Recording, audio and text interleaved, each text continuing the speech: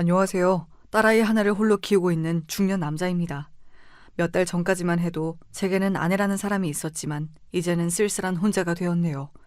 제 손으로 선택해 꽤나 긴 시간 동안 살 부대끼며 살았던 여자지만 다시 떠올려도 참 지독하고 더러운 인연입니다. 아내와의 첫 만남은 선짜리였습니다. 저와 아내는 12살 차이, 정확하게 띠동갑입니다. 부끄러운 이야기지만 저는 30 후반이 넘어가는 나이에도 제대로 된 연애 한번 해본 적 없는 사람이었습니다. 어머니를 모시고 일에만 몰두하고 살아오느라 정신 차려보니 그 나이가 되어 있었습니다. 직업 특성상 주변에 아는 여자는커녕 온통 남자들 뿐이고 호라비들이 많다 보니 여자를 소개받을 일도 없고 만날 일도 없었습니다. 솔직히 조금 외로운 마음이 있긴 했습니다. 마흔을 바라보는 나이에 남들은 토끼 같은 자식, 여우 같은 마누라 끼고 지지고 볶고 잘 사는데 제 옆에는 아무도 없었으니까요. 아무리 돈을 많이 벌고 열심히 산다 해도 삶의 의미가 없이 느껴졌습니다.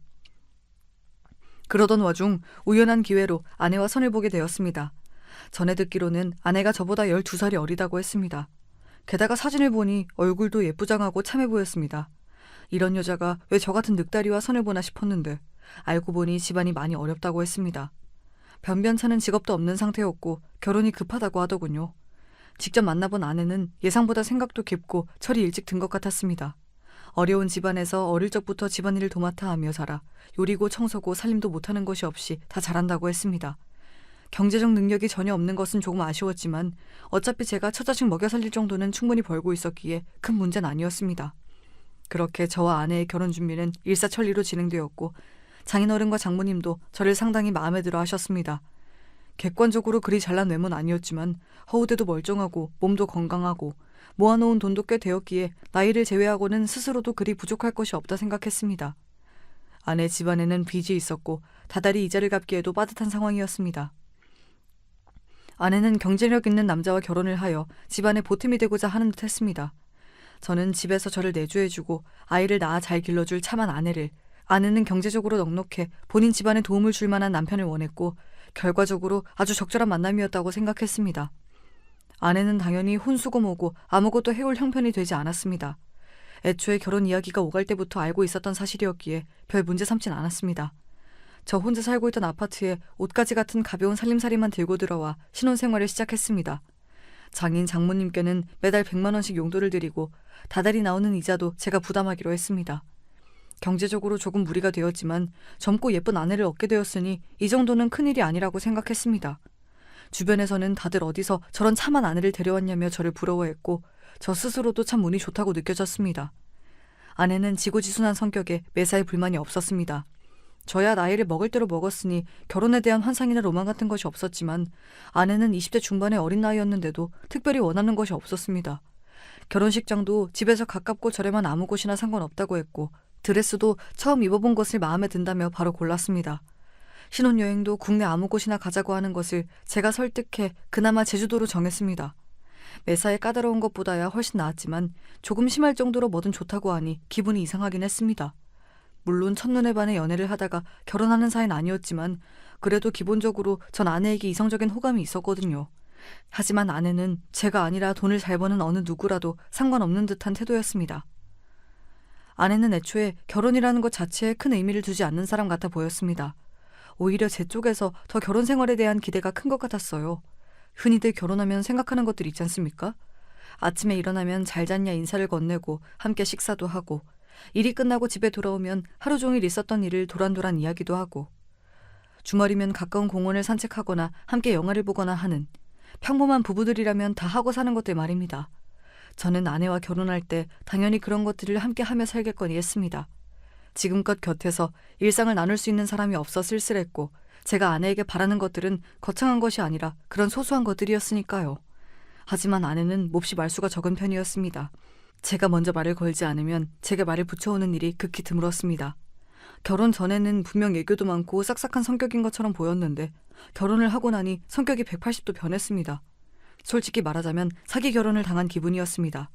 그렇다고 아내가 저를 무시하거나 결혼 생활에 충실하지 않은 것은 아니었습니다. 결혼 전 얘기했던 대로 아내는 살림 솜씨가 몹시 좋았습니다. 먹고 싶은 요리가 있다고 말하면 장을 봐와서 전문점에서 파는 것처럼 뚝딱 차려냈습니다. 빨래며 청소며 저 혼자 살 때와는 비교도 되지 않게 관리가 잘 되었고 그 점은 만족스러웠습니다.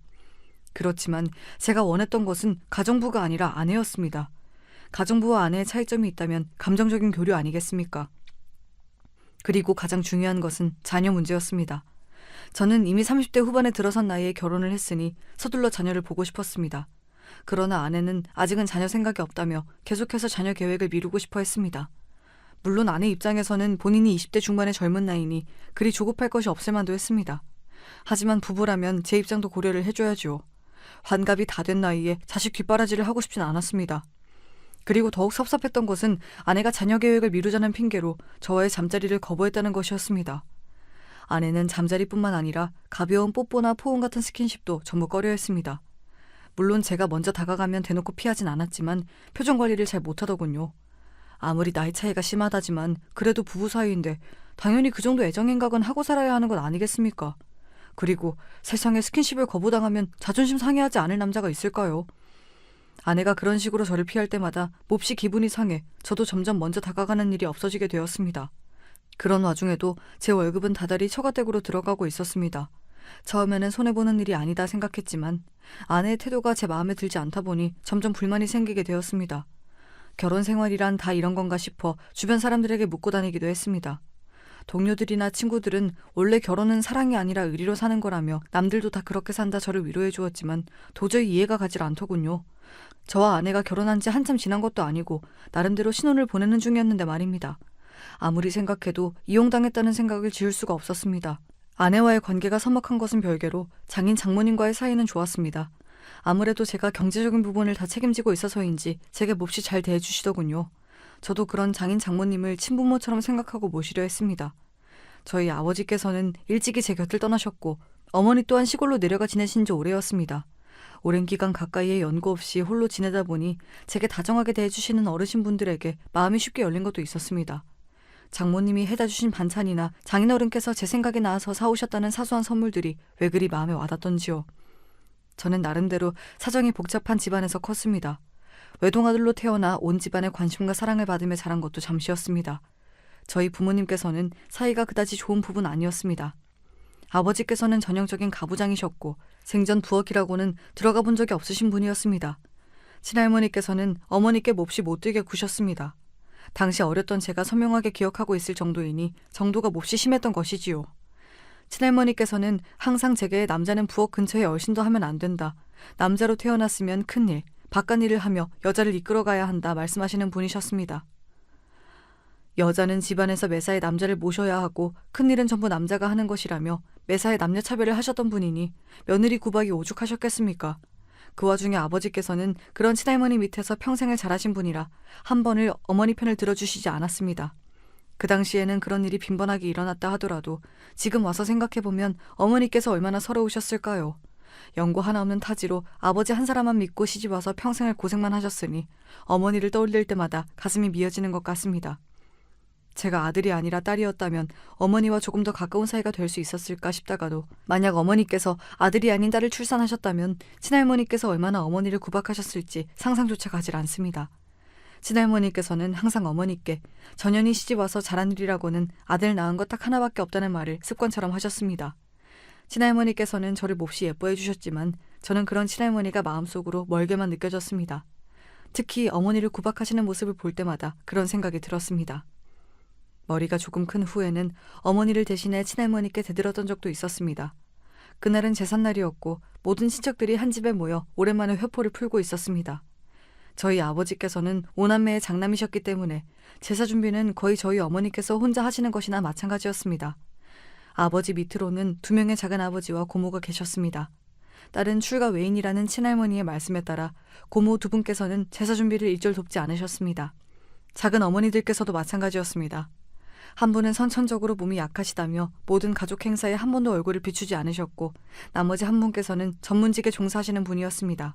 그래서 항상 일로 바쁘시다며 어머니와 함께 제사 준비를 돕지 않으셨습니다. 참 우스운 것이 그리도 여자는 바깥일을 하는 것이 아니라며 목청 높여 말씀하시던 친할머니께서는 돈을 잘 버시는 작은어머니께서 명절이나 가족 모임마다 고가의 선물을 사오시면 요즘 시대에는 꼭 여자가 집안일만 하라는 것은 아니다. 능력만 있으면 뭐든지 할 수 있다며 말을 바꾸셨습니다. 그러면서 어머니 들으라는 듯이 집에만 박혀서 지압이 등골만 빼먹는 것은 무슨 염치냐면서 그렇게 구박을 하셨습니다. 참다 못한 어머니께서 바깥에 나가 식당에서 일이라도 하겠다며 나서자 이게 어디서 어른한테 말대꾸를 하냐며 친척들이 다 보는 앞에서 어머니의 뺨을 내리치셨습니다. 그 모습을 보자 도저히 참을 수 없었던 저는 친할머니 앞을 가로막고 서서 바락바락 따지고 들었습니다.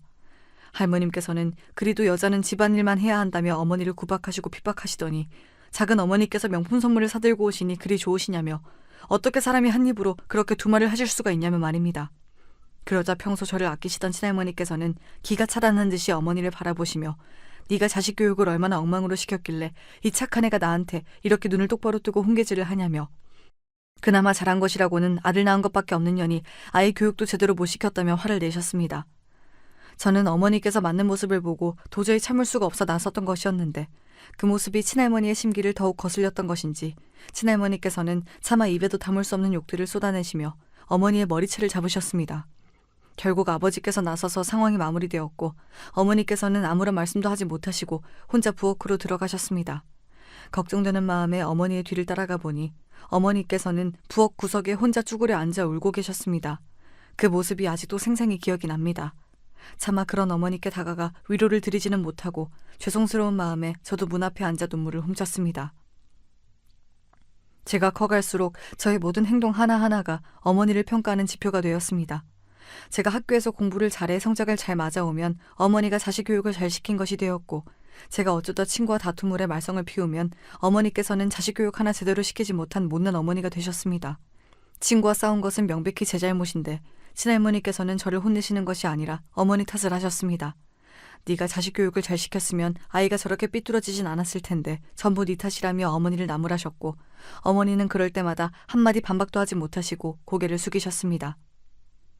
저는 그런 어머니의 모습을 볼 때마다 마음이 너무 불편했습니다. 그래서 최대한 행동 거지를 조심하려 했습니다. 제가 잘못을 저지르면 혼나는 것은 제가 아니라 어머니였기 때문입니다.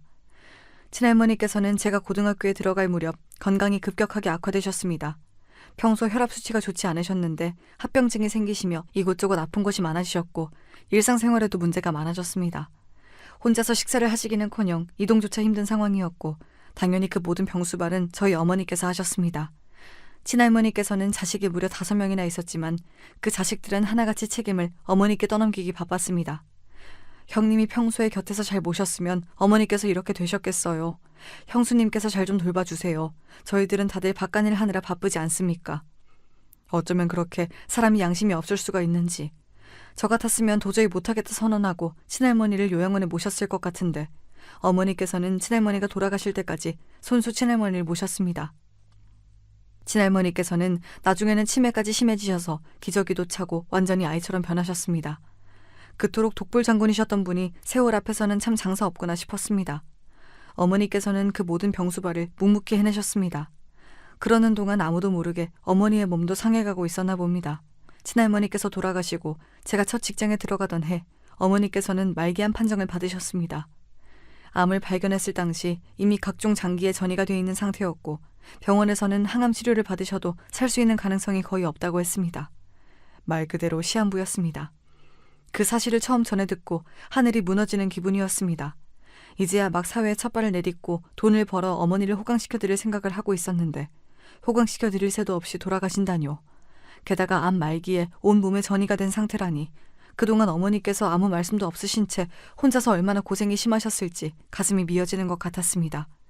의사 선생님께서도 통증이 몹시 심하셨을 텐데 왜 이제 오셨냐며 안타까워하셨고 저 또한 그동안 제 인생 살기 바쁘다는 핑계로 어머니의 고생을 모른 척하며 살아온 것 같아 너무나 죄송스러운 마음이었습니다. 가장 놀라운 것은 아버지의 변화였습니다. 평생 동안 그렇게 어머니가 친할머니께 구박받으며 온 집안의 일을 떠맡아 하시는 것을 방관자처럼 지켜봐 오셔놓고 어머니께서 암 판정을 받으시자 아버지께서는 완전히 다른 사람처럼 돌변하셨습니다. 평생 본인 밥상 한번 스스로 차려본 적 없으시던 분이 갑자기 부엌 앞에서 칼질을 하시는 게 아니겠습니까?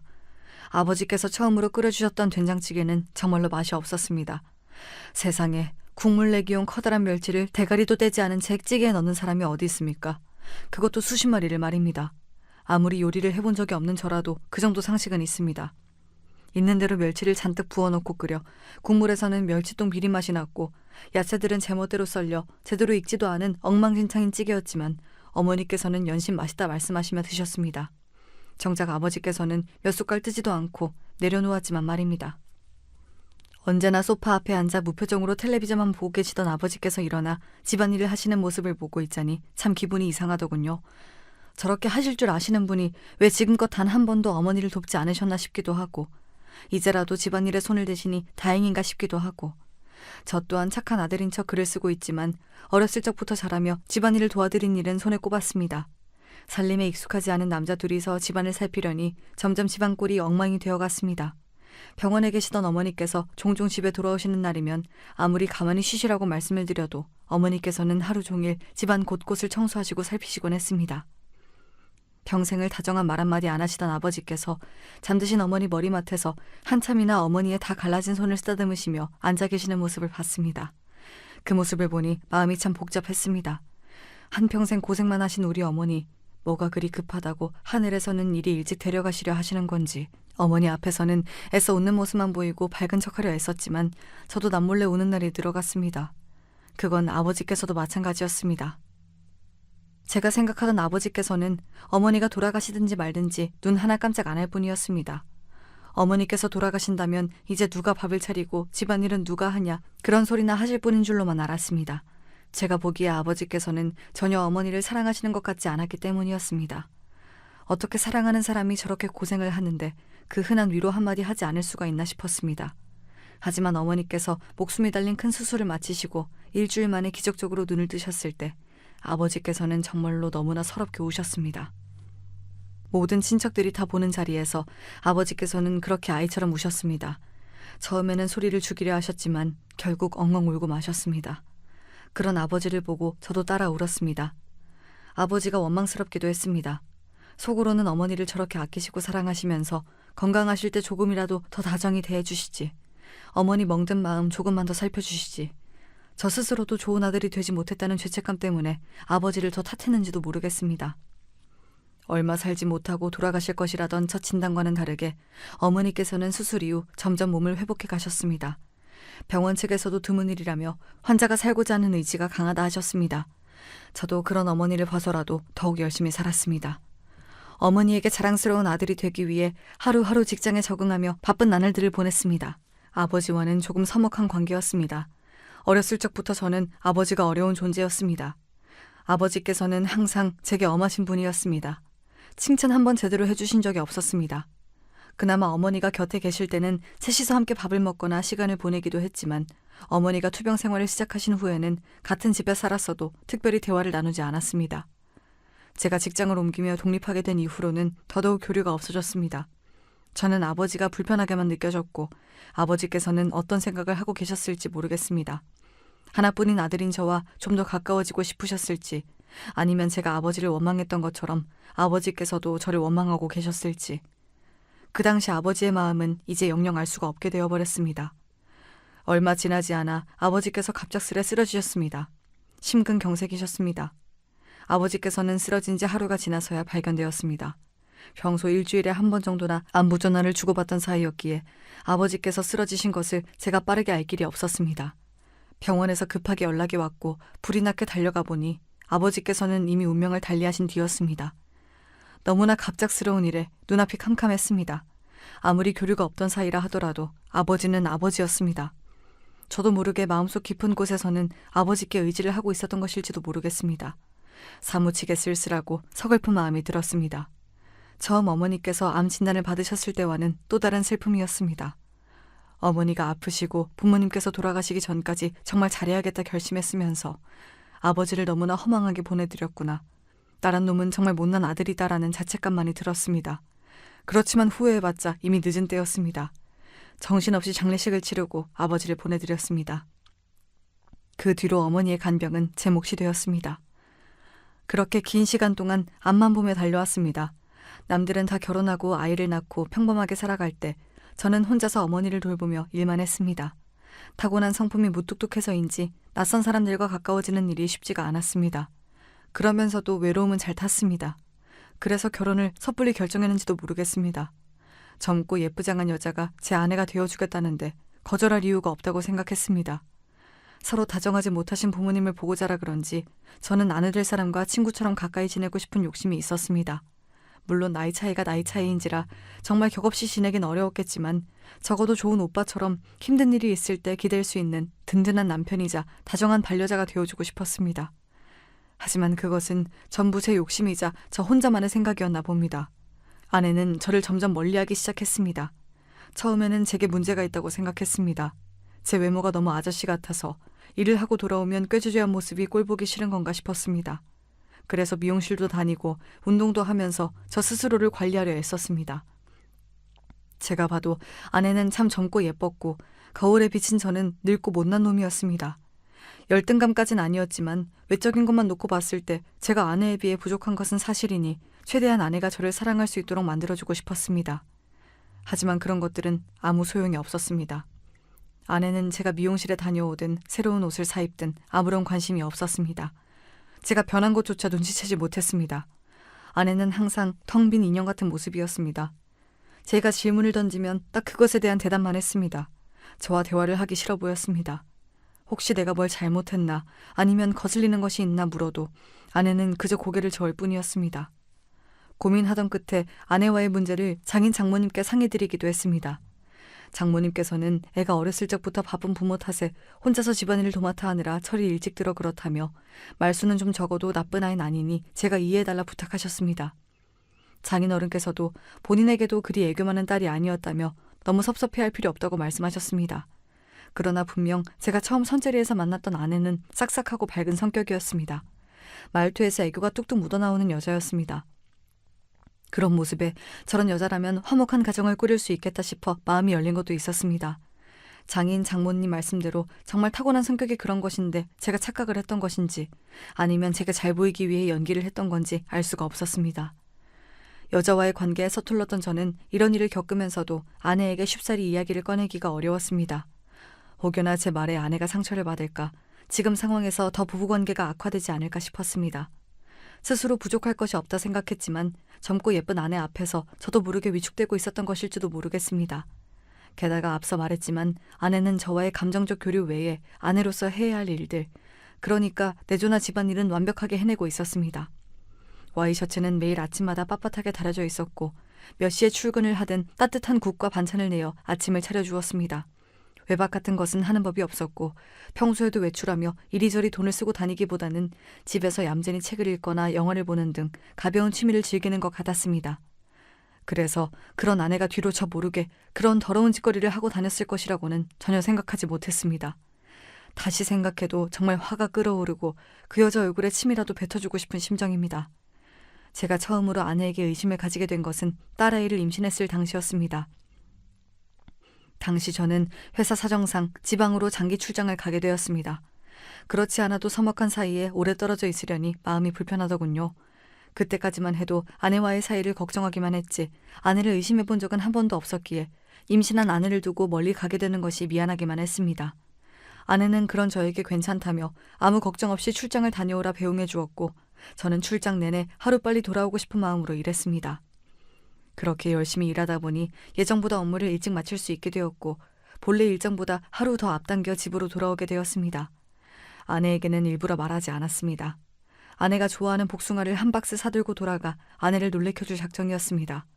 그러나 집 앞에 거의 도착해 갈 즈음 홀몸도 아닌 사람을 놀라게 해선 안 될 것 같다는 생각에 지하 주차장에서 전화를 걸었습니다. 전화를 받은 아내는 집에 있다고 했고 저는 지금 지하 주차장에 도착해 있다며 이제 막 올라가려고 했다 말했습니다. 제 말에 아내는 너무나 놀란 목소리로 내일 온다고 하지 않았냐 되물었고 저는 원래 일정은 그랬지만 당신이 걱정되어서 하루 일찍 돌아와다 답했습니다. 그러자 아내는 사실은 지금 잠깐 산책을 나와 있는 상태다. 집에만 있자니 좀 답답해서 아파트 주변을 걷는 중이다 말을 바꿨습니다. 아까는 집에 있다더니 갑자기 산책 중이라는 것이 좀 이상하긴 했지만 알겠다 답하고 집에 먼저 올라가 있겠다 말했습니다. 그랬더니 아내가 올라가지 말고 본인을 데리러 와달라고 부탁하는 겁니다. 어려운 일도 아니었기에 알겠다 답했고 그렇게 아내를 찾아 아파트 입구 쪽으로 나왔습니다. 분명 입구 바로 앞에 있다던 아내는 10분, 20분이 지나가도록 나타나지 않았고 이상한 마음에 다시 전화를 걸어보려던 찰나 아파트 안쪽에서 나타났습니다. 아파트 주변을 산책하고 있다던 사람이 왜 아파트 입구 쪽에서 걸어 나오는지 의아했지만 아내는 길이 엇갈린 것 같다며 당신이 보이지 않아서 안쪽으로 들어가 헤매고 있었다 말했습니다. 이제 와서 돌이켜보면 미심쩍은 부분이 많지만 그때까지만 해도 그저 임산부가 더운 날씨에 밖을 오래 걸어다니느라 힘들었겠다 싶은 생각뿐이었고 서둘러 아내를 데리고 집으로 올라갔습니다. 하지만 집에 도착하자 전혀 예상하지 못했던 일이 생겼습니다. 부엌 싱크대 옆에 와인과 와인잔이 놓여 있었던 것이었습니다. 아내는 임신 중이니 당연히 술을 마실 이유가 없었습니다. 아내에게 이게 무엇이냐 묻자 아내는 오전에 잠시 동네 친구가 다녀갔다 말했습니다. 제가 알기로는 아내에게 동네 친구 같은 사람은 없었습니다. 아내는 항상 집에 있는 것을 좋아했지 밖에 나가 사람을 사귀고 사교 활동을 즐기는 성격이 아니었습니다. 생전 사람들과 어울리는 것을 본 적이 없는데 무슨 동네 친구냐 되묻자 산책을 하다가 만난 젊은 엄마라고 했습니다. 당연히 자기는 마시지 않았고 그 친구만 마신 것이라며 아까 치워놓는다는 걸 깜빡했다고 말하는데 조금 미심쩍긴 했지만 그날은 그렇게 넘어갔습니다. 지금 와 돌이켜보면 평소 매사에 무덤덤한 아내가 그렇게 화들짝 놀라 말을 술술하는 것을 보고 의심하지 않은 게 이상할 정도였습니다. 그 뒤로 시간이 흘러 아내는 딸을 출산했습니다. 딸은 누가 봐도 제 딸이라고 말할 정도로 저와 똑 닮은 얼굴이었습니다. 사실 내심 저보다는 예쁘장한 아내를 닮길 원했지만 첫 딸은 아빠를 닮는다고들 말하지 않습니까?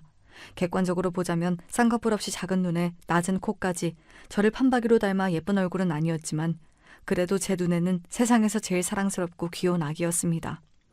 아내의 출산 소식에 병세가 많이 완화되어 시골에서 요양을 하고 계시던 어머니께서 불이 나게 짐을 싸서 올라오셨습니다. 아내가 많이 어리기도 하고 장인 장모님께서는 아내를 챙겨주실 여유가 없었습니다. 요즘 산후조리원 잘 되어 있다. 굳이 어머니께서 올라오지 않으셔도 된다. 한사코 뜯어 말렸지만 어머니께서는 고집을 부리셨습니다. 결혼하고 지금껏 몸이 아프다는 핑계로 시어머니 노릇 한번 제대로 못 해주셨다며 한 달여 정도 저희 집에 머물며 아내의 몸조리를 돕겠다 하셨습니다. 이 소식을 전해 들은 아내는 눈에 띄게 불편한 기색이었습니다. 당연히 그럴 만도 했습니다. 결혼 후 특별히 교류가 있었던 것도 아니었고 아내 입장에서는 저희 어머니가 마냥 낯설게 느껴질 것 같았습니다. 어머니께서 아내의 몸조리를 돕는다는 소식에 장모님께서도 어딘가 불편하신 눈치였습니다. 그때만 해도 저는 그저 장모님께서 본인이 하지 못하는 일을 저희 어머니께서 해주신다니 미안한 마음에 염치가 없어 그러신 줄로만 알았습니다.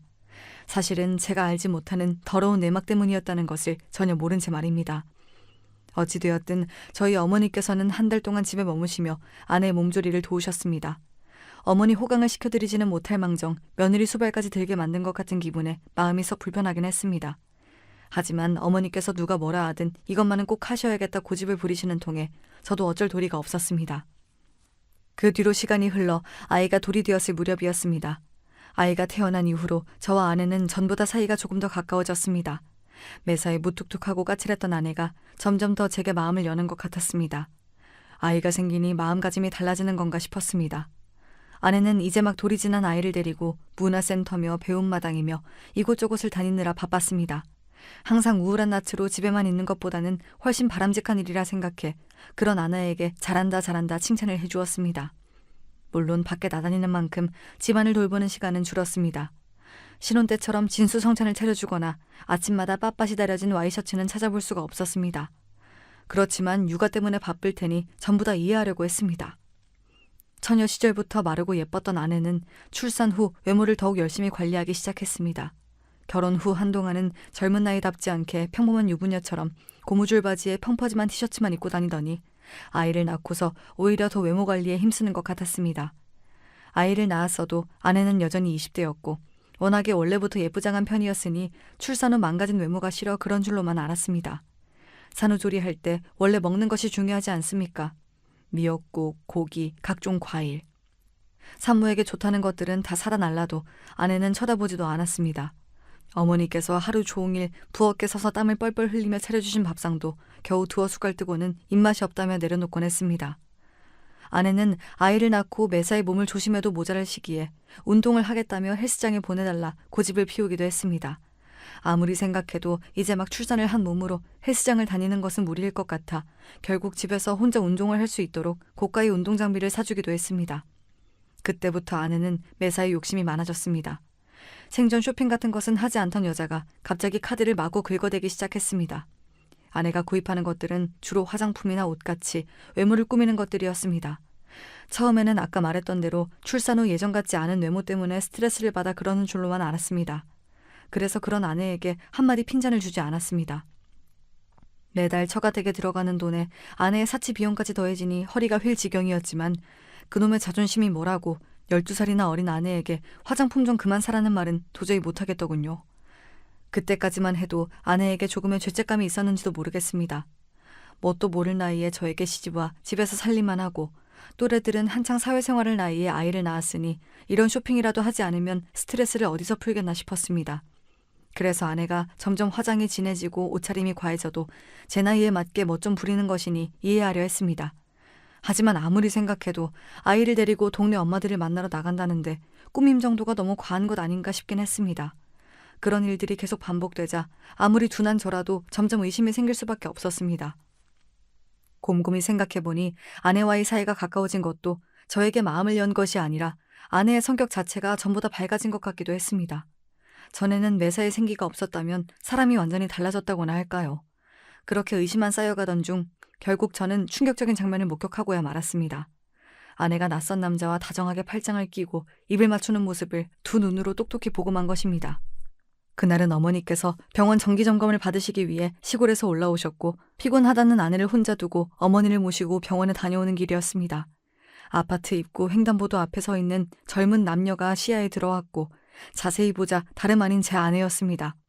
아내 옆에 남자는 제 딸아이가 타고 있는 유모차를 마치 아빠라도 되는 양 밀고 있었습니다. 순간 제 눈을 의심했습니다. 누가 봐도 두 남녀는 신혼부부처럼 보였습니다. 아내는 제 앞에서 한 번도 보여주지 않은 얼굴로 환하게 웃고 있었습니다. 두 사람은 아파트 입구에서 아쉬운 표정으로 작별 인사를 나누고 진하게 포옹을 나눴습니다. 속에서 천불이 끓는 것 같았습니다. 왜 진작에 아내의 외도를 눈치채지 못했을까? 바보처럼 철석같이 저 젊은 여실을 믿고 있었을까? 배신감에 머리가 뜨거웠습니다. 도대체 언제부터 저놈을 만나고 다녔던 건지, 장인 장모님께서도 이 사실을 전부 다 알고 계실지, 그리고 종국에는 딸아이가 제 친자가 맞는지까지 의심이 들었습니다. 주변에서 다 같이 입을 모아 저를 판박이처럼 닮았다 말하는 아이였지만 상황이 그 지경이 되니 아무것도 믿을 수가 없었습니다. 아내는 순순히 외도를 인정했습니다. 그리고 털어놓는 말이 가관이었습니다. 아내와 그 남자는 저와 결혼을 하기 전부터 연인관계였다고 했습니다. 하지만 그놈은 경제적 능력이 부족했고 당장에 집안의 빚을 갚아줄 남자가 필요했기에 선을 봐 저와 결혼을 한 것이라고 했습니다. 그리고 한동안은 정말 그 남자와 헤어졌다고 했습니다. 그렇지만 아내는 마음속 깊이 그놈을 사랑했기에 계속해서 그놈이 생각나고 너무나 그리웠다고 하더군요. 그러던 와중 딸아이를 임신했을 때 그놈에게서 연락이 왔다고 합니다. 이제 번듯한 직업이 생겼으니 다시 자기한테 돌아오라면서요. 아내 뱃속에 있는 제 딸아이까지 본인이 책임지겠다며 큰 소리를 떵떵 쳤다고 합니다. 그렇게 아내는 뱃속에 제 아이를 품고 그 남자와 계속해서 불륜을 이어나갔습니다. 출산 후에 장인 장모님께서도 그놈을 소개시켜주며 저와는 이혼하고 그놈과 재혼해 딸아이를 함께 키울 거라고 말도 안 되는 소리를 짓거렸더군요. 불행인지 다행인지 장모님께서는 그런 아내를 타박하며 정신 차리라 혼을 내셨고 아내는 그럼에도 불구하고 저와 이혼하고 그놈과 살림을 차리고 싶어 했습니다. 모든 사실을 알게 된 이상 전과 같은 관계로 지낼 수는 없었습니다.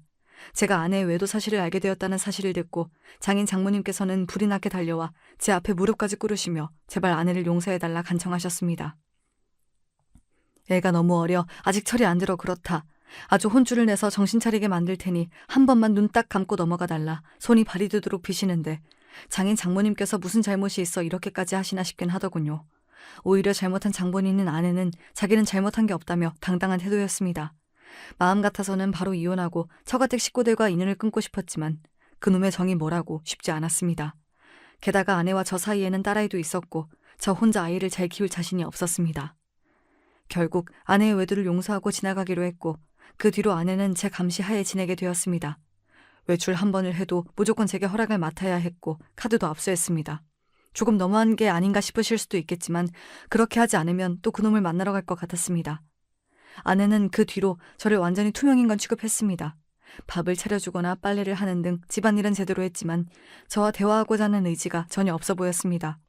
항상 딸아이 곁에만 붙어있고 제가 딸아이에게 다가가려 하면 성질을 냈습니다.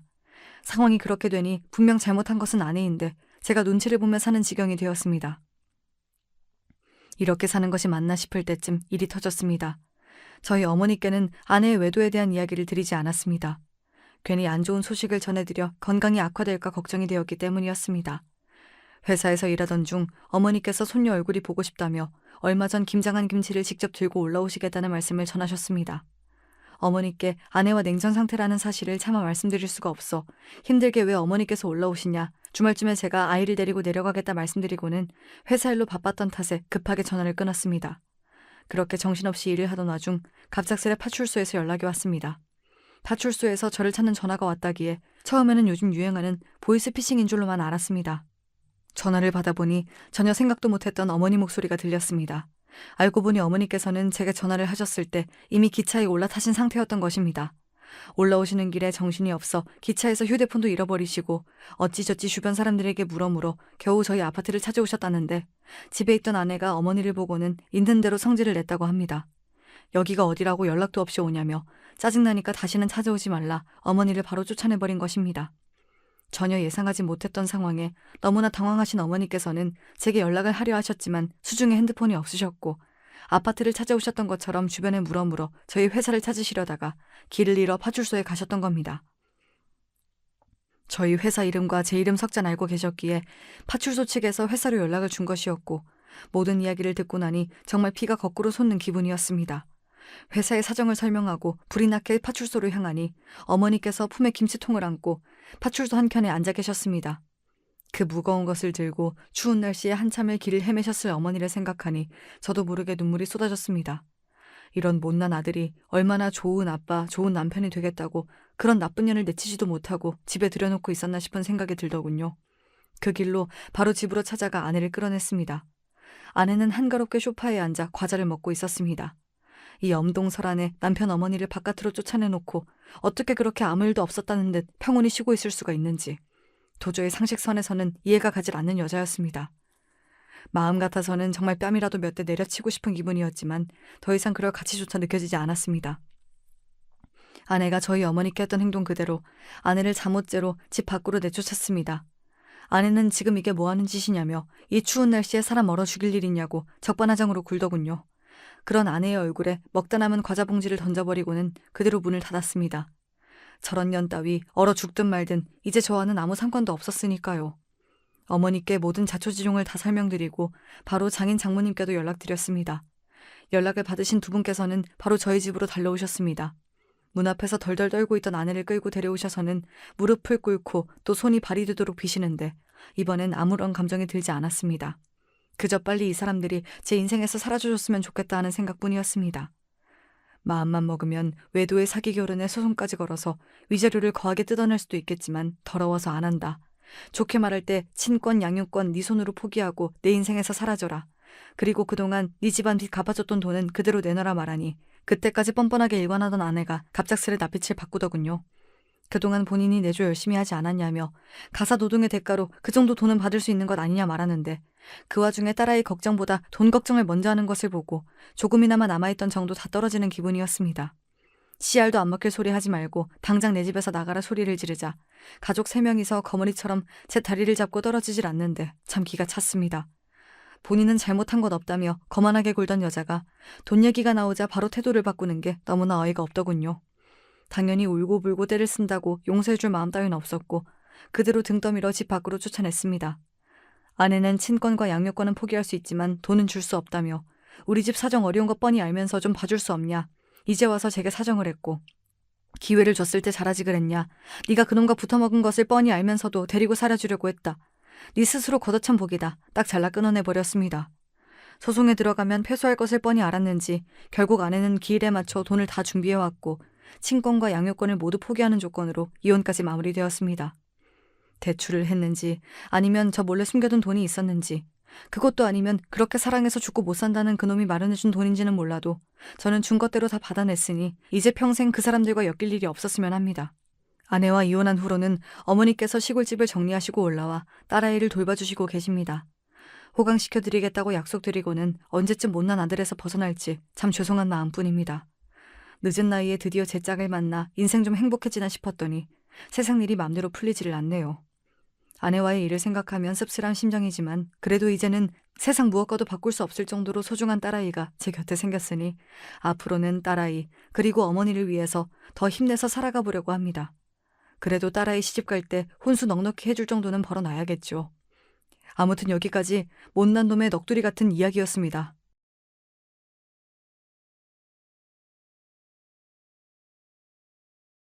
안녕하세요. 전 어떤 남자에 대한 이야기를 꺼내고 싶어서 사연을 신청하게 되었답니다. 그 남자는 분명하게 저와 사실혼 관계에 있었어요. 다들 사실혼이 뭔지 아시죠? 법적으로 혼인신고까지 한 건 아니지만 사실상 부부나 다름없게 지내는 사이 말이에요. 편의상 그 남자를 약혼자라고 칭하는 게 나을 것 같네요. 약혼자를 만난 건 제 나이 27대 일이었습니다. 그땐 약혼자가 갓 취업을 해서 사회생활을 하고 있던 시기였고요. 전 옷가게에서 일을 하고 있었어요. 처음엔 지인을 통해 안면을 떠서 아는 사이로 그렇게만 지내다가 몇 번 따로 술자리를 가게 되자 감정이 피어올라 사귀게 됐죠. 성현아, 암만 생각해도 나는 네가 좋다. 나한텐 너뿐이야. 너와 좋은 감정을 함께 키워나가고 싶어. 저 역시 호감을 가지고 있었기 때문에 그 고백을 마다하지 않았는데요. 사귀고 나서 꼴랑 나흘 정도나 지났을 때였을까요? 갑자기 옷가게로 누가 불쑥 찾아왔어요. 야, 네가 진혁 오빠한테 꼬리친 년이야? 딱 봐도 친절하게 옷이나 사러 온 손님 같아 보이진 않았습니다. 진혁이는 약혼자의 이름이었어요. 저보다 어려 보이시는데 다짜고짜 반말을 찍찍 날리시면서 이게 무슨 무례이신지. 늙은 거 자랑하니 늙딸이야? 내가 먼저 진혁 오빠 만나고 있었는데 너야말로 웬 무례세요? 남의 남자 이렇게 막 뺏어가도 돼? 상도덕도 없어? 저기 진정하세요. 진혁인 만나는 여자가 전혀 없었는데 갑자기 무슨 헛소리를 하시는 건지도 모르겠고요. 여기서 이러시면 영업 방해입니다. 남의 남자한테 꼬리쳐서 빼앗아 놓고 낯짝도 두껍네. 내가 그 낯짝 벗겨내줄게.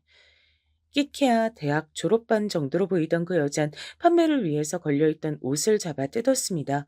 그래서 놀란 전 그 여자의 머리를 잡아 뜯었죠. 동네에서 마침 순찰을 돌고 있던 경찰분들이 지나가다 목격을 하시는 바람에 일단락 될 수 있었습니다. 남자 때문에 이렇게 됐다는 설명을 듣고 그분들이 무척 비웃음 가득한 표정으로 절 바라보셨던 기억이 나네요.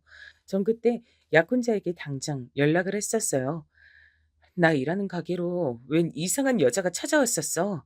말하는 것도 그렇고 옷도 그렇고 약간 싸 보이던데? 네가 그런 여자를 어떻게 알아? 무슨 사이야? 아, 누군지 알 것 같다. 성현아, 내가 정말 미안하다. 너한테 그런 피해가 갈 줄은 몰랐는데 이놈의 인기. 내 대학 간판이나 얼굴만 보고 자꾸 덤비는 여자애들이 있네. 아, 그랬어? 그럼 내가 듣기론 네가 그 여자랑 나 사이에서 양다리를 걸친 것처럼 느껴졌던 건 다 내 착각이란 거지? 내가 성현이 널 두고 왜 양다리를 걸쳐? 너만한 여자가 또 어딨다고. 약혼자의 그딴 허술한 대답만 듣고도 믿었던 제가 바보였죠. 대학 간판이니 얼굴이니 그 시절 감성은 왜 그렇게 말도 나쁘끄럽게 민망하게 하도록 만들었던지 모르겠네요. 약혼자는 객관적으로 썩 잘생긴 얼굴이 아니었습니다. 다만 대학 간판은 객관적으로 그럴싸했죠. 그래서 이것만은 제가 인정한다 싶은 마음이었네요. 약혼자가 좋은 대학을 나왔습니다. 서울대를 포함한 스카이. 딱 바로 그 아래 단계의 대학을 나왔어요. 졸업 성적도 꽤 나쁘지 않았고요. 그러니 본인이 어느 정도 자화자찬을 할 만은 했습니다. 옷가게를 다짜고짜 습격했던 그 여자는 교양과는 백만 광년 정도 떨어져 보이는 인물이었기 때문에 약혼자와 따로 만나던 사이는 절대 아닐 것 같았어요. 어쨌거나 약혼자는 명문대 출신이었고 고지식한 이미지였으니까요. 제가 당시에 동경하던 요소를 갖추고 있는 남자가 바로 약혼자였습니다. 고학력자를 제가 원해 맞지 않게 되었던 배경을 설명하자면 저희 집안 이야기로 잠시 넘어가야 하는데요. 제가 고향이 서울이긴 하지만 꼴랑 4살 때 지방의 시골로 이사를 가서 그곳에서 고등학교 마칠 때까지 쭉 살았답니다. 조부모님께서 저희 친정 부모님을 호출하셨기 때문이에요. 당시에 친할아버지의 건강이 무척 안 좋아져서 그랬다고 하더군요. 그러게 친정엄마께선 졸지에 시골 생활을 하면서 졸지에 시부모를 모시고 사는 며느리가 되셨습니다. 편찮으신 친할아버지께선 별 말씀 없으셨는데 기운 넘치는 친할머니께서 이런저런 말씀을 자주 늘어놓으셨어요. 그건 바로 사람을 대학을 나와야 한다는 것이었습니다. 옆 동네 보니까 어디 서울에 무슨 대학을 갔다고 현수막이 걸려 있던데 대학 가는 게 그 정도로 엄청난 일인가 보다. 저도 자연스레 그런 생각을 하게 됐죠. 친할아버지나 친할머니는 물론이고 제 친정 부모님이나 다른 친척 어른들, 사촌 형제들을 뒤져봐도 당시에 대학 나온 사람은 아무도 없었습니다. 집안 특성상 대대로 장사가 체질이었기 때문에 그쪽에 몰두를 하느라 상대적으로 대학에 대한 필요성도 못 느꼈던 거예요. 하지만 어른 입장에선 그게 두고두고 한이 됐나 보더라고요. 친할머니께선 대학을 가야 사회에서 대접받고 산다고 하시면서 특히 제 친오빠 앞에서 열변을 토하셨습니다.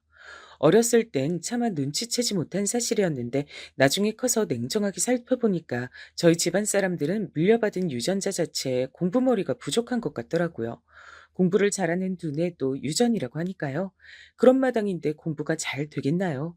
친오빠는 집안 어른들의 기대를 배신하고서 고등학교를 졸업하자마자 자기 아는 형이 시작했다는 일에 같이 뛰어들었습니다. 전문대 가겠다 해놓고선 이게 대체 무슨 일이라니. 전문대 내겠다던 등록금은 다 어디로 떼먹은 거야?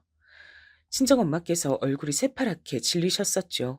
친오빤 심지어 군대를 가기도 전에 짝을 만나서 결혼까지 해버렸습니다. 남자 나이 22살에 혼전 임신도 아닌데 결혼하는 경우는 정말이지 드물지 않나요? 제 친오빠와 새언니가 특수한 경우였던 것 같네요. 참고로 새언니도 대학 근처에도 안 가본 사람이었고요. 근데 집안에 대대로 물려받은 땅이 좀 있어서 형편은 괜찮았습니다. 새언니 쪽에 나이가 딱히 많지도 않았어요. 친오빠보다 꼴랑 2살 많았으니까요. 대학은커녕 결혼이나 해치워버린 친오빠의 자태에 친할머니께선 머리에 띠 두르고 들어놓으셨어요. 그리고 전 그 띠를 보면서 디자인이 예스럽고 예쁘다는 생각이나 하고 있었죠. 어릴 때부터 그런 거에 관심이 많았거든요. 친구들이 무식하게 잠자리를 잡아서 날개를 못 쓰게 만들고 있을 때에도 전 잠자리에 날개 같은 재질의 옷은 왜 시중에 안 나오는지 그런 걸 궁금해하던 아이였습니다. 우리 손녀 똥강아지들, 너희들은 분명히 대학을 가겠지? 사람이 대학 나와야 쓰는 법이야.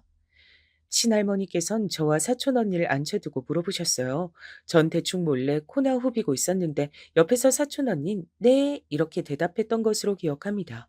그래놓고서 사촌 언닌 기껏 들어간 대학을 1년 만에 멋대로 때려치우고 창업에 길을 걸었습니다. 그 바람에 고모랑 고모부가 개거품 물고 뒤집어지셨다고 들었었는데요. 놀라운 건 사촌 언니가 창업을 해서 안 망했단 거예요.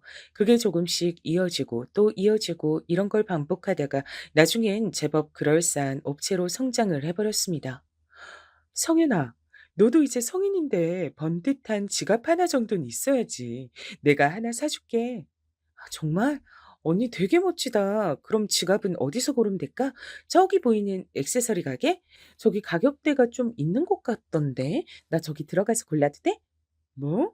너 장난해? 어디 가서 우리 집안 식구라고 하지 마. 그렇게 쥐똥만한 스케일로 노는 거 우리 집안 스타일 아니야. 창피해. 빨리 따라와. 백화점은 문 빨리 닫는단 말이야. 뭐라고? 지갑을 백화점 가서 사겠다고? 많이 비쌀 텐데.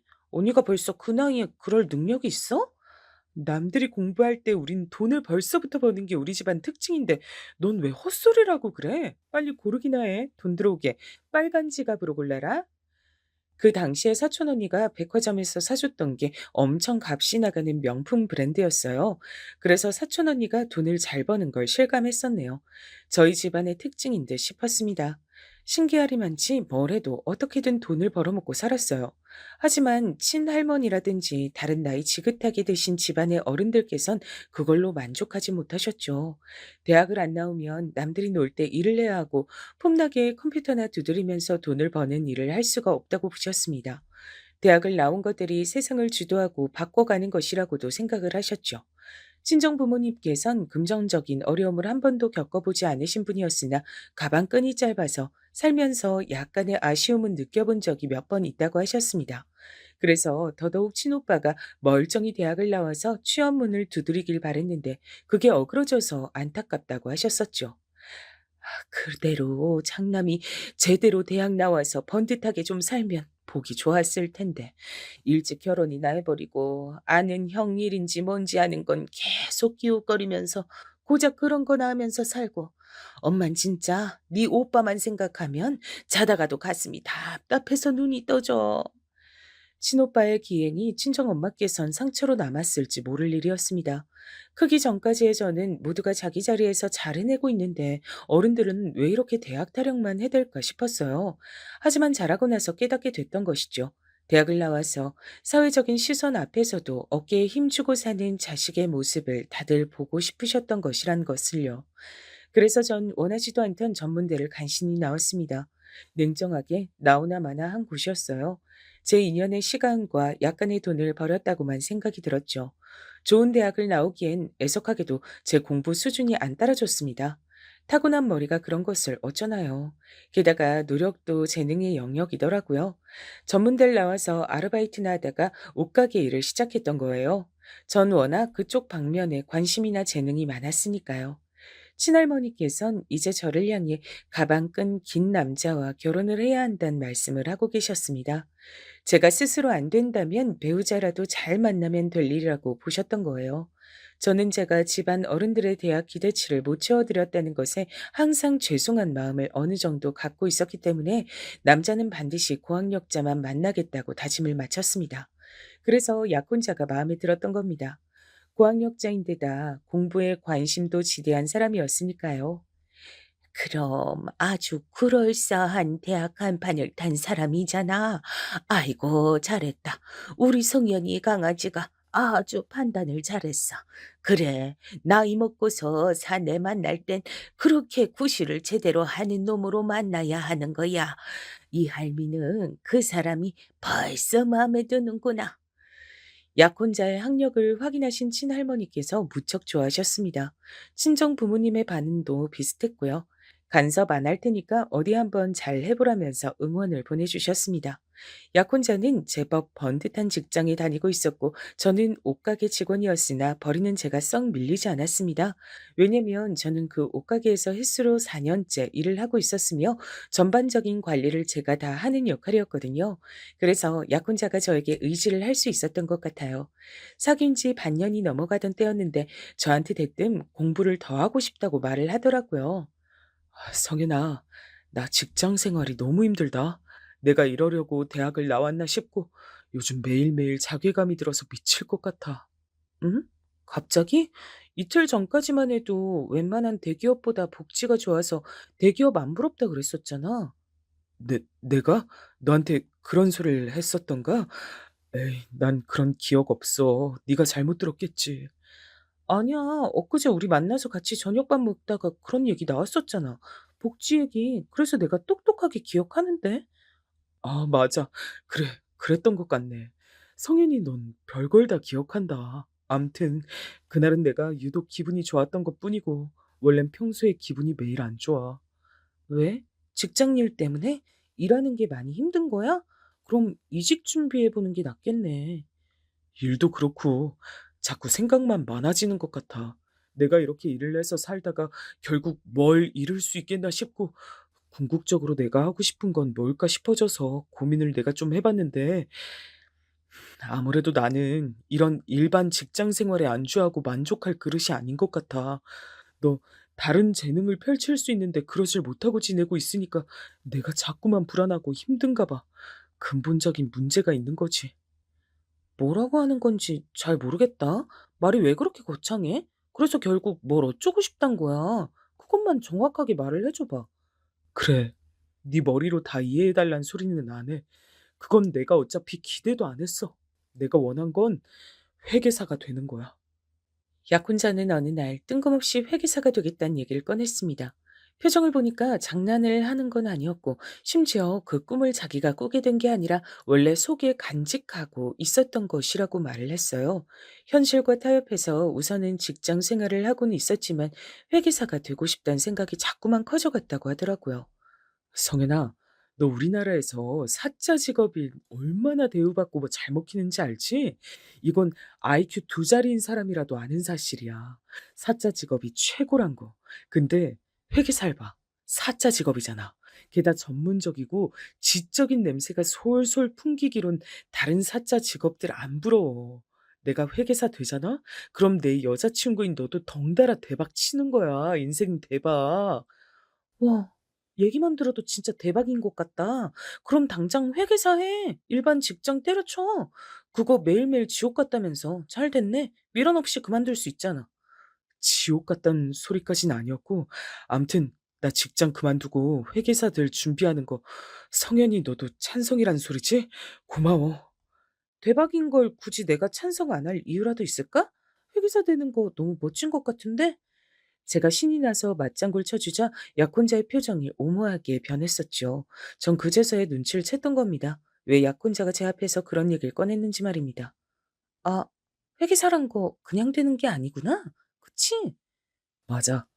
단단히 준비를 한 끝내 될 수 있는 게 회계사야. 아무나 되고 싶다고 해서 될 수 있는 게 아니야. 그니까 어설픈 자세로는 안 되고 내 모든 걸 걸고 준비를 해야 되기 때문에 당연히 직장도 그만둘 거고 다른 돈 버는 일도 못할 것 같아. 그저 회계사 되는 것에만 몰두를 하며 매달려야 할 텐데 그러는 동안에 성현이 네가 나 좀 먹여 살려줄 수 있을까? 내 내가? 한마디로 그럼 회계사 될 때까지 내가 뒷바라지를 해야 된다는 거네?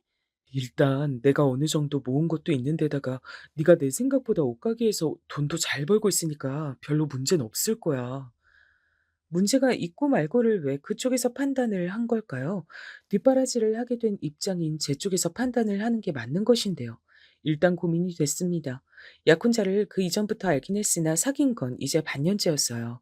오래 만난 것도 아니고 결혼하기로 한 사이도 아닌데 제가 이런 소리나 듣고 있어야 되는 게 맞나 싶었습니다. 제가 그런 고민에 빠져 있단 걸 눈치챘는지 이튿날 약혼자는 또 간절하게 부탁을 해왔어요. 회계사가 되는 건 내 일생 일대의 꿈이었어. 더 지체를 하다간 평생 후회하고 살 것 같아서 그래. 회계사가 돼서 떵떵거리면서 돈도 많이 벌고 어깨에 힘 빡 주고 다니면서 고개 치켜들고 다니는 멋진 내 모습 너도 보고 싶지 않아? 우리 비록 길게 만난 사이는 아니지만 누구보다 진지한 관계잖아. 우리 암묵적으로 결혼 바라보고 나아가는 사이인 거 맞지? 갑자기 결혼이란 두 글자가 제 귀에 꽂히더라고요. 고학력자인 약혼자가 사차 직업까지 달게 되면 그 결혼 저희 집안에서 쌍수를 들고 환영할 게 뻔했습니다. 연로해지신 친할머니의 입을 기쁨으로 찢어지게 만들어 드릴 수 있을지도 모른다는 생각이 들었어요. 다들 똑같이 장사를 하면서 사는 것도 기가 막히지만 결혼할 짝도 꼭 자기 수준 같은 사람만 만나서 결혼한다며 그 점이 어처구니 없다고 말씀하시던 분이었으니까요. 제가 이런 결혼을 한다면 너무나도 행복해 하실 것이 분명했습니다. 아, 그래. 내가 공부 쪽으로 머리가 안 타고났기 때문에 잘 알고 있잖아? 회계사인지 뭔지 아는 전문직 중에 도전하는 거. 누구는 돈을 억만금씩 지원해주면서 하라고 해도 못할 짓이야. 머리가 안 따라주는데 어떻게 도전하겠어? 공부가 체질에 안 맞는데. 암만 사짜 직업을 달고 싶은 뭐래. 근데 나랑 결혼하겠다는 남자가 회계사에 스스로 도전하겠다는데 이걸 내가 뒷바라지 해주면 결국 나한테 좋은 일이 될 거야. 나라는 인재가 하나 더 생기는 거고 우리 집안엔 엘리트 하나가 입성하는 거고 이게 바로 누이 좋고 매부 좋은 일이네. 이런 식으로 생각을 마친 전 결심했습니다. 약혼자의 뒷바라지 까짓 거 제가 해주기로 했어요. 그러자 약혼자는 무척이나 기뻐하면서 감동으로 눈물까지 글썽거렸습니다. 회계사에 모든 걸 걸고 도전은 하고 싶은데 현실적으로 상황이 안 따라주니까 망설여야만 하는 자기가 슬펐다고 합니다. 그런데 절 만나 이런 기회를 얻게 됐으니 자기는 행운아라고 표현을 하더군요. 성윤아, 네가 각종 진상 손님 비위 맞춰가면서 힘들게 한 푼 두 푼 버는 돈 내가 절대 헛되이 쓰지 않을 거야. 낭비되는 일 없을 거야. 내가 열심히 공부할게. 나 믿어줘서 고마워. 약혼자는 감동이 차오른 채로 다니던 직장에 사표를 냈습니다. 회계사 도전을 위해 그만둔다고 동네방네 소문을 다 냈더라고요. 그걸 보면서 정말 자신 있나 보구나. 전 이 정도로만 생각했었죠. 제가 한 푼 두 푼 힘들게 버는 건 맞지만 한 푼 두 푼만 있을 정도로 주머니 사정이 절대 궁핍하지 않다는 얘긴 굳이 안 꺼냈습니다. 저희 집안에 돈 잘 버는 사람들은 꽤 널린 편이었어요. 공통점이 있다면 죽이 되든 밥이 되든 젊은 나이부터 이르게 도전해서 부딪혀 본다는 점이었죠. 그래서 많은 시행착오들을 겪었다는 걸 전 잘 알고 있었습니다. 가장 흔한 시행착오가 돈 얘기를 괜히 주변에 떠들었다가 한 푼 줍쇼란 소리를 듣게 되어서 시달리고 인간관계 망치고 상처받고 그런 경우였습니다. 그래서 집안 밖에서 돈 얘기를 하는 경우는 신중했죠. 젊을수록 그래야 한다고 배웠습니다. 주변에 치기 어린 마음으로 시기 질투를 하는 사람들이 더 많으니까요. 그런 걸 잘 인지하고 있었던 전 약혼자에게 저희 집안에 이런 가풍을 입 한 번 벙긋한 적이 없었어요. 그래서 약혼자는 제가 서울에서 혼자 친정 부모님의 원조를 받아 자취를 하고 있으며 친정 부모님을 비롯한 대부분의 친척들은 시골 생활을 하고 있고 제가 워낙 경제관념이 투철해서 열심히 벌어 저축을 하며 돈 걱정 없이 살고는 있지만 부자와는 거리가 멀다고 여기고 있었습니다. 딱 그 정도로만 멋대로 생각해 주는 게 오히려 제 입장에선 나았기에 그냥 두었던 것이고요. 솔직히 말해서 회계사의 히읗자도 몰랐던 제가 얼떨결에 회계사가 되겠다는 약혼자를 뒷바라지해 주게 된 지 대략 6개월 정도가 흘렀을 때였습니다. 제가 일하는 옷가게에 불쑥 고함을 지르며 등장한 여자가 있었어요. 우리 진혁이 오빠한테 꼬리친 기집애가 여기서 어떤 기집애야? 손님들이 놀라서 웅성거렸고 전 머쓱하게 그쪽으로 다가가 혹시 찾는 기집애가 저인지 확인해 들어갔습니다. 제 남자친구 이름이긴 한데 무슨 일로 이런 난리를 치시는 거죠? 누구세요? 아, 꼬리친 기집애가 바로 너야? 그, 근데 나이가 좀 있는 것 같네? 전 진혁이랑 동갑인데요. 그쪽은 진혁이를 오빠라고 하는 걸 봐서 저보다 어리신 것 같네요. 반말하지 마세요. 목을 접어버리는 수가 있어요. 와, 말하는 거 대박이다. 옷가게에서 일을 해서 그런가 기센 거 장난 아니네? 저기요, 기가 세든 말든 남의 남자한테 꼬리치시면 안 되죠. 진혁이 오빠랑 잘 돼가고 있었는데 그쪽이 꼬리치시는 바람에 뺏겼잖아요. 무슨 개소리지? 어디서 지령이라도 받고 왔어요? 진혁이랑 제가 사귄 지 이제 1년 정도 됐는데 뭔 상황인지 이해가 안 되네요. 거짓말하지 마세요. 이제 1인 된 거 아니에요? 저한테 진혁이 오빠 뺏어가서 사귄 지 얼마 안 됐잖아요. 남의 사업장에서 자꾸 소리 지르면 입을 쳐버릴 거예요. 저쪽 구석탱이로 따라오세요. 어떻게 된 일인지 상세히 들어야겠으니까요. 기껏해야 20대 중반도 안 될 것 같은 여자를 데리고 휴식 공간으로 가서 얘기를 들었습니다. 조용한 곳에서 1대1로 있으니까 상대방이 무척 얌전해지더군요. 어리단 게 보였습니다. 그래서 이런 어린 친구가 대체 저의 약혼자와 무슨 접점이 있어서 이러는지 궁금해졌고요. 그러자 저에게 설명을 하기를 본인은 제 약혼자와 2년 전부터 알고 지낸 사이였는데 본격적으로 연락을 자주 주고받은 것은 3개월 정도가 됐다 그랬습니다.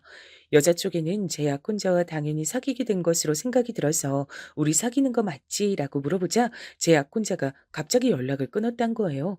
답답해진 여자가 어떻게든 제 약혼자와 다시 연락을 해냈고 다른 여자가 생겨서 너와는 사귈 수 없다는 대답을 들었다고 합니다. 여자 입장에선 갑자기 나타난 제가 약혼자를 채워간 것으로 느껴졌던 거예요.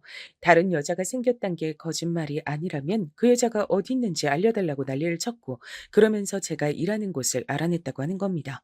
왠지 예전에도 한번 옷가게로 찾아온 적이 있었던 다른 여자의 일화가 떠올라서 머리가 다 아프더라고요. 설마 하니 제 약혼자가 이런 쪽으로 상습범인가 싶어졌어요. 전 오해가 있었다고 원래 저는 약혼자와 교제해온 사이라고 다 설명을 한 후에 그 여자를 보내줬습니다. 그 여잔 훌쩍이면서 떠났고요. 약혼자에게 열받아서 연락했더니 지금은 열심히 코피 흘리며 공부 중이라 곤란하다 그랬습니다. 다른 여자들 만나느라 코피 흘리는 건 아니고 개수작 부리지 말고 솔직하게 털어놓는 게 좋을 거야. 저녁에 찾아갈 테니까 딱 기다려. 제가 이를 갈며 말하자 약혼자가 놀랐는지 히익 하는 소리를 내더군요. 그러거나 말거나 정말로 가만히 안 둘 작정이었습니다. 근데 퇴근을 앞둔 절 찾아온 사람이 있었어요. 그 사람은 바로 약혼자의 모친이었습니다. 즉 저에겐 예비 시모 정도로 표현을 하는 게 가장 나을 법한 분이었죠. 성현아, 이제 퇴근하려고 내가 저녁 한 끼 같이 하고 싶어 찾아왔는데 혹시 곤란한 때 온 건 아니겠지? 아, 어머님 오셨어요? 연락을 미리 주셨다면 더 좋았을 텐데요. 진혁이하고 저녁에 따로 보기로 해서 오늘은 좀 애매한데요. 그러지 말고 오늘 나하고 시간 좀 보내주렴. 진혁이는 오늘따라 공부가 너무 잘 된다더라. 우리가 진혁이 공부 방해하지 말고 우리끼리 저녁 먹자. 좋지? 아, 네, 알겠습니다. 그렇게 할게요. 왠지 떨떠름했지만 안 따를 수가 있어야 말이죠. 근처의 고급 덮밥집 가서 식사를 했습니다. 그리고 역시나 그 자리에서 예비 시모의 눈물 없인 들을 수 없는 육아 이야기가 펼쳐졌습니다. 약혼자를 얼마나 힘들게 키웠는지 예비 시모는 구구절절하게 늘어놓으셨어요. 제가 이미 세 번째 듣는 얘기였으나 참을성 있게 그냥 들어드렸네요. 친할머니의 신세 한탄을 오래 들어드린 버릇이 남아 있어서 듣던 얘기 또 듣는 것엔 이골이 나 있었기 때문입니다. 아, 참고로 예비 시모는 이혼을 하신 분이었어요. 약혼자가 중학생 때의 일이었다고 합니다. 이혼하고 나서 양육비를 꼬박꼬박 보내겠다고 약속을 했던 약혼자의 부친은 그걸 지키지 않았죠. 그래서 예비 시모가 마음고생 심하게 하면서 지내셨다고 해요. 그러다가 약혼자가 명문대에 입학을 하자 나중에 떨어질 콩고문을 기대한 것인지 갑자기 그 부친이 연락을 해오더니 용돈도 보내주고 뭐 그렇게 했다고 합니다.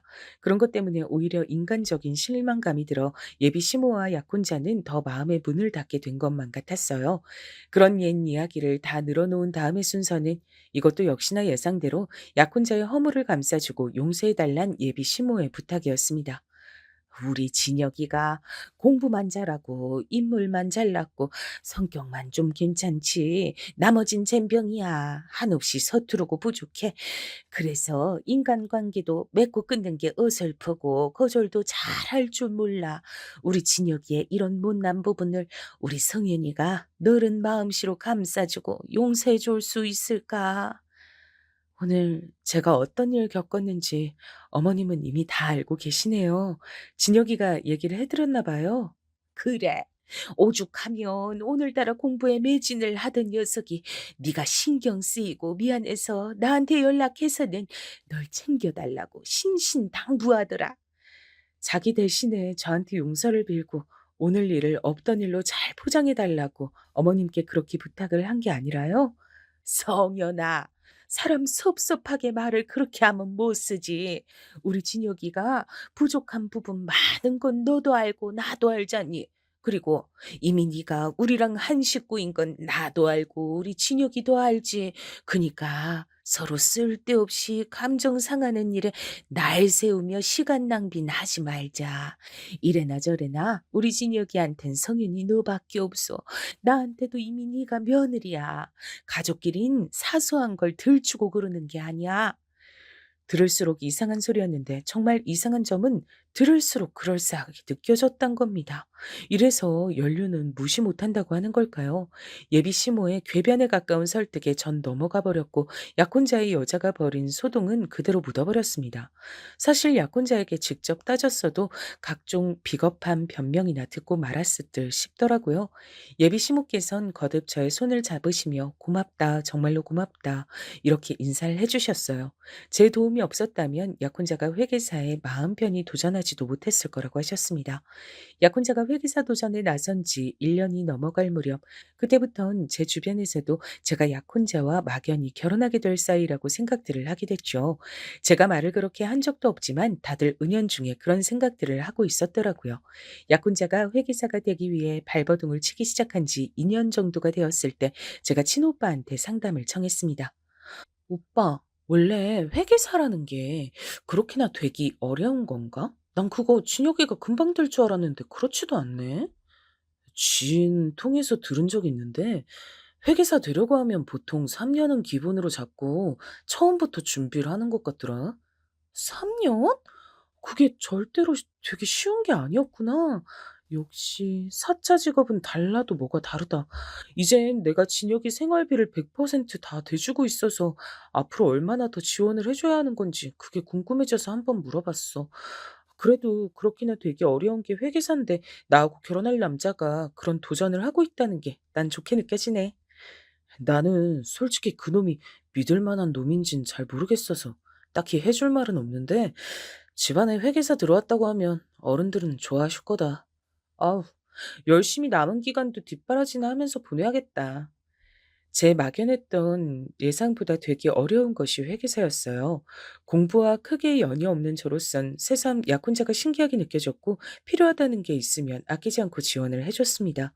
그리고 약혼자가 회계사의 길을 위해 노력한 지 3년째가 됐을 무렵부턴 아예 제 자취방에서 같이 살았죠. 제가 밥하고 빨래하고 청소하고 그런 것까지 혼자 다 해줬습니다. 저도 바빠 죽겠는데 그런 와중에 도시락도 직접 싸서 약혼자가 다니던 학원으로 들려보냈었네요. 저도 날이 갈수록 바쁘게 살고 있었죠. 약혼자에겐 옷가게 일이 바빠진 거라고 둘러댔었지만 제 일을 여러 가지로 하느라 정신이 없었던 것이었어요. 회계사 공부하느라 정신없는 약혼자에게 굳이 제 얘긴 하지 않았지만요. 그렇듯 바쁘게 일을 하면서 약혼자를 챙기고 돈을 100% 제가 지원해주는 일상이 저도 전혀 피곤하지 않았던 건 아니었습니다. 하지만 어차피 결혼할 사이였고 약혼자가 회계사가 되는데 성공하리라고 믿었기 때문에 감수할 만한 생활이었던 것뿐이에요. 약혼자는 종종 이런 생색을 내는 것도 잊지 않았었죠. 성현아, 세상엔 양심이 없는 놈들이 참 많잖아. 만약에 내가 그런 놈들 같았으면 진작에 너하고 결혼했을 거야. 너한테 결혼하자고 졸랐겠지. 하지만 난 무척이나 양심이 있는 놈이거든. 그래서 내가 이루고 싶은 꿈을 이루고 나면 정식으로 멋지게 그때 너한테 청혼할 거야. 뭐든 되고 나서 결혼하는 게 맞는 거지. 아직 꿈도 안 이뤘으면서 결혼부터 하자고 하는 놈들 정말 양심도 없어. 그런 놈들은 죄다 일찍 탈모와서 대머리나 될걸? 그거 이제 회계사 될 날이 얼마 남지 않았으니까 나보고 기대하란 소리 맞지? 알았어. 마음껏 기대할 테니까 열심히 해. 솔직히 4년 가까이 회계사의 꿈을 향해 달려나가기만 하는 약혼자를 보며 그럼 우리 결혼은 언제 하나 이런 생각을 제가 안 해본 건 아니었어요. 차라리 결혼을 먼저 하는 게 낫지 않을까 싶은 마음도 살짝 있었고요. 일찍 해치워버리고 싶은 심리였다고나 할까요? 하지만 저의 그런 마음을 알기라도 한 것인지 약혼자가 결혼을 먼저 해선 안 되는 이유를 저렇게 말해주면서 그때마다 생색을 냈던 거예요. 본인은 무척 양심이 있고 매너가 좋은 남자란 것이었죠. 약혼자가 회계사가 되기만 하면 어쨌든 다 해결될 일이었습니다. 제가 약혼자의 뒷바라지를 하면서 지내는 동안 제 가장 친한 친구 2명은 결혼을 해버렸고요. 제 사촌들도 결혼을 꽤 했어요. 저는 아직 정식으로 결혼은 하지 않았지만 어차피 결혼할 사이로서 예비 시댁의 이모저모에 참견까지 했었습니다. 제사까지 제가 참석해서 준비를 다 했었네요. 예비 시댁의 어른들께서도 제가 찾아가서 제 주머니를 털어서 용돈도 드렸고요. 그러면서 지냈습니다. 어차피 결혼할 사이라고 생각해서 당연히 굴었던 거예요. 예비 시모도 당연히 절 며느리 취급을 해주고 계셨고요. 약혼자가 회계사만 되면 더할 나위가 없겠다고 생각하던 어느 날이었습니다. 제가 그렇게나 오래 하게 될 줄 처음엔 상상도 못했던 뒷바라지 생활이 5년을 넘어갈 때 약혼자가 마침내 합격으로 해냈습니다. 대한민국의 공인 회계사가 된 거예요. 드디어 해냈구나. 축하해. 그동안 고생 많았어. 말로만 회계사, 회계사 거리다가 정말로 회계사가 된 모습 보니까 자랑스럽고 멋지다. 최고야. 성윤아, 이게 다 네 덕분이란 생각이 든다.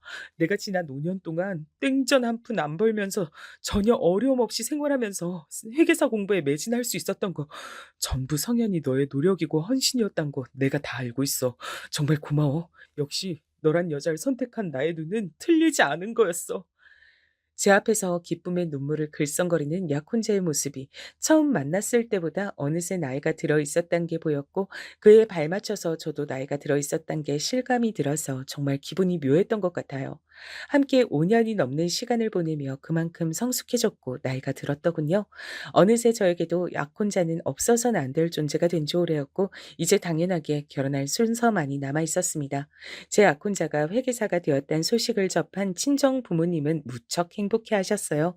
근데 친오빠는 신중한 반응을 보였습니다.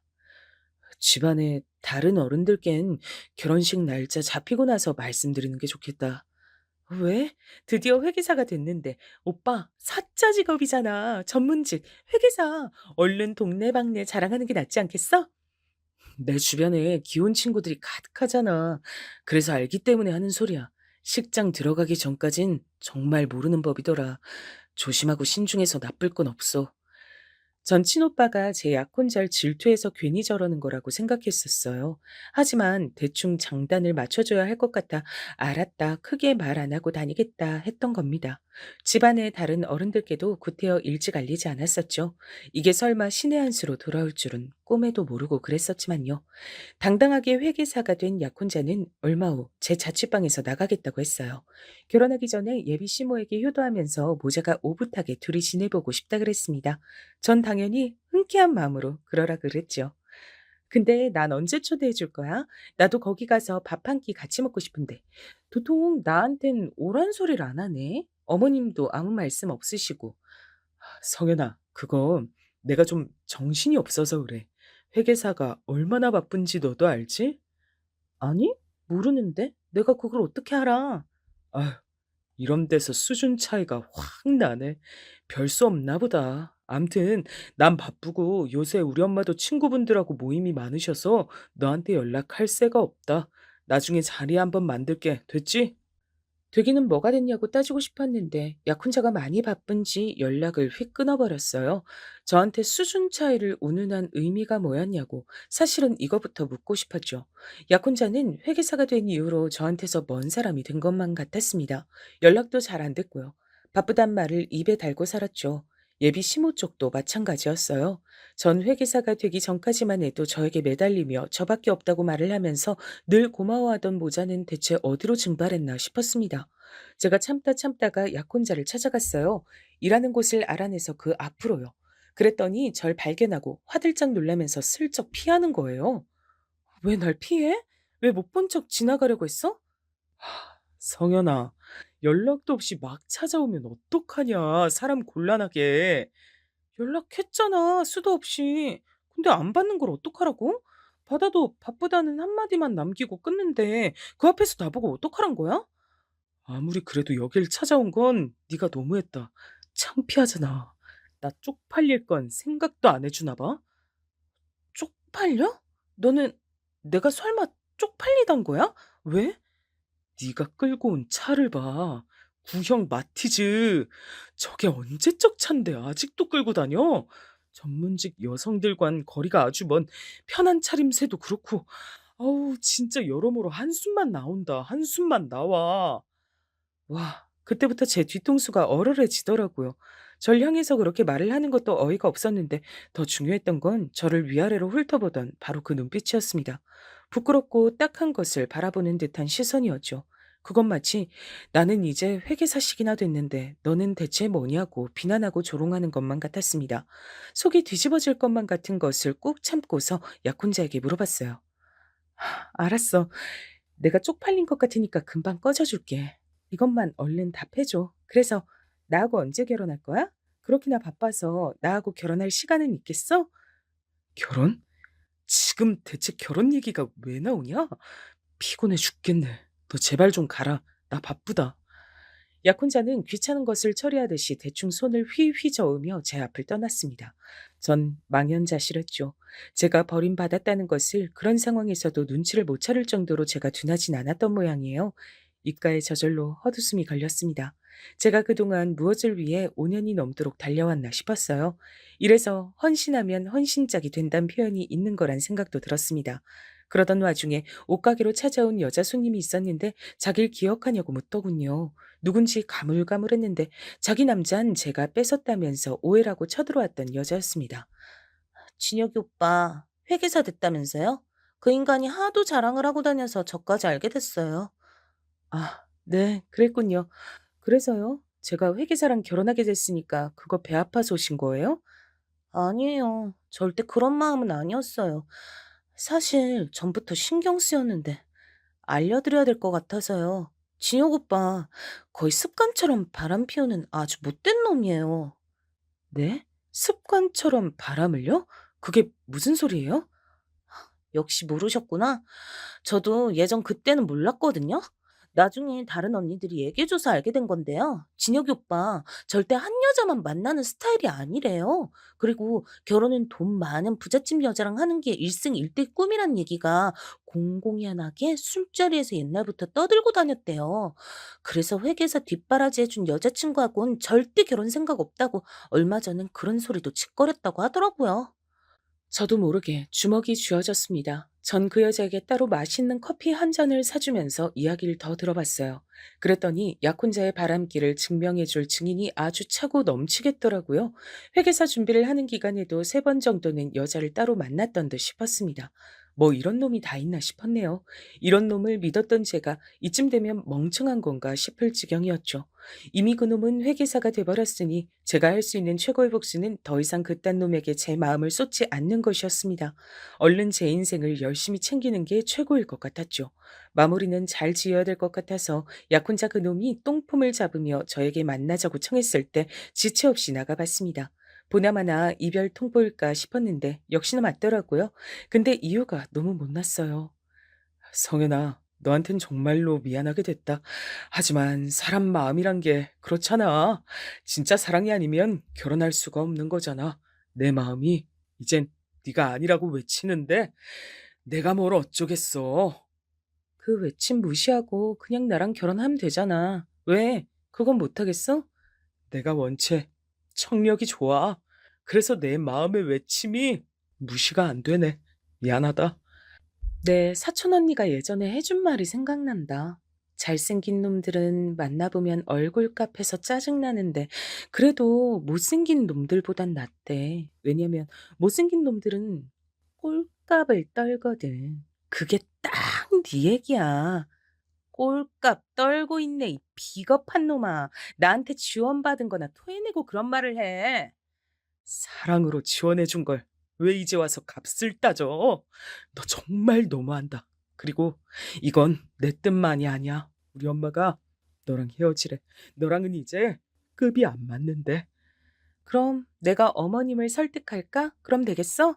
아니, 안 돼. 사실은 나 결혼하기로 했다. 너 말고 다른 여자랑. 우리 엄마가 주소 내준 집안 괜찮은 여자하고 결혼하기로 이미 결정을 다 했어. 네 마음이 찢어질까 봐 미리 말을 못했네. 미안하다. 나 좀 놔줘라. 사랑은 시작보다 끝이 중요한 거야. 그러니까 날 보내줘. 비련의 남자 주인공인 것처럼 눈물을 짓는 게 자기가 잘생긴 줄 착각하는 것 같아서 소름이 끼쳤어요. 그래서 전 고개를 절레절레 흔들며 제 지갑을 꺼내 들었습니다. 사촌 언니가 사줬던 빨간 지갑은 명품이라 그런지 세월이 흘렀어도 멋스럽기만 했고 저에게 많은 돈을 안겨줬죠. 그 안에서 저는 명함 하나를 꺼내 약혼자에게 던졌어요. 이제 보니까 그간 내 명함 하나도 준 적 없었더라. 이별하는 마당이니까 특별히 기념으로 남겨줄게. 그거 먹고 떨어져. 너 주제에 명함이 있었구나. 그래, 알았어. 잘 받을게. 어라? 어? 이거 뭐야? 대표? 네가 왜 업체 대표라고 나와 있어? 대표니까 대표라고 나와 있겠지. 아, 맞다. 내가 오래 일한 그 옷가게 있지? 사실 따지고 보면 지금은 내가 거래하는 수많은 거래처 사장님들 중 한 분의 가게일 뿐이야. 어쩌다 보니 내가 취미로 일손 좀 도와드리는 것뿐이고. 내가 진작에 패션 쪽에 관심이 많아서 디자인 사업, 원단 사업 이런 거에 뛰어든 지 오래거든. 이 얘기도 안 한 것 같은데 우리 집안 부자야. 가방 끈만 짧지 계좌의 영은 길게 늘어져 있는 집안이야. 그래서 솔직히 돈 걱정은 전혀 안 하고 너 뒷바라지 해줬었어. 암튼 용건 끝났으면 난 이만 가볼게. 회계사 나부랭이보다 내가 10배는 더 바쁜 사람이라서. 약혼자가 경악에 차서 발까지 동동 구르며 난리를 쳤지만 전 깔끔하게 무시하고 나왔습니다. 지난 5년만 생각하면 열불이 터졌지만 당장의 제 일상을 냉정하게 사는 게 더 중요했어요. 근데 이틀 만에 약혼자가 자기 모친을 끼고 제 눈앞에 나타나더라고요. 예, 성연아. 진혁이 나 아무 잘못 없어. 다 내가 잘못한 거란다. 내가 아둔해서 생각을 잘못했던 거야. 내가 미쳤지. 널 두고 웬 다른 여자를 우리 진혁이한테 붙여주려고 했으니. 그래. 나는 우리 엄마가 시키는 대로 행동한 죄밖에 없어. 난 계속 너뿐이었어. 제발 한 번만 용서해주라. 우리 깊은 정이 있잖아. 그래서 제가 두 사람 앞에 검지와 중지를 내밀어 V자를 그려주었습니다. 두 가지 선택지가 있어요. 제가 경찰을 부르고 그 경찰한테 끌려가느냐, 아님 자기 발로 걸어서 나가느냐. 다른 선택지는 없으니까 신중하게 고르시고요. 그러자 두 사람은 저에게 정도 없냐면서 우는 소리를 냈습니다. 그 소리를 듣곤 참을 수가 없어서 제가 웃음이 터졌었죠. 제가 배를 잡고 웃으니까 두 사람은 점차 숙연해졌고 경찰에 끌려가긴 싫은지 터덜터덜 자기 발로 떠났습니다. 그 이후로도 몇 번 저한테 질척거렸는데 제가 냉정하게 딱 끊어냈어요. 그렇게 구질구질한 막이 내렸죠. 회상하니까 씁쓸한 웃음만 지어지네요.